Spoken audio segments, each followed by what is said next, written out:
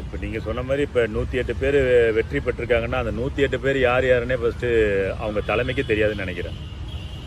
234 தொகுதியிலையும் நாங்கள் தனித்து இப்போ போட்டிடுறோன்னு சொல்லி அறிவித்து இந்த தேர்தலை எதிர்கொண்ட தாவேக்கா கடைசி நிமிஷம் வரைக்கும் யாராவது கூட்டணிக்கு வருவாங்களான்னு எதிர்பார்த்து வாசலை திறந்து வச்சுட்டு தான் இருந்தாங்க. கடைசி வரைக்கும் வரலன்னொன்னே கையில் கிடச்சவனெல்லாம் எம்எல்ஏ அதாவது வேட்பாளராக நிறுத்திட்டாங்க.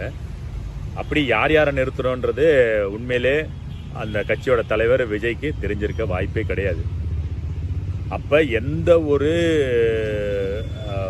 முறையும் வேட்பாளர் தேர்வுக்கு எந்த ஒரு தகுதி முறையும் அவங்க ஃபாலோ பண்ணாமல் தான் கையில் கிடச்சவனெல்லாம் வர்றவன் போகிறவனெல்லாம் நிறுத்தியிருக்கிறாங்க. அதில் நீங்கள் சொல்கிற மாதிரி 126க்கும் மேற்பட்ட வேட்பாளர்கள் மேலே குற்ற பின்னணி இருக்குன்றது உறுதி செய்யப்பட்டிருக்குது.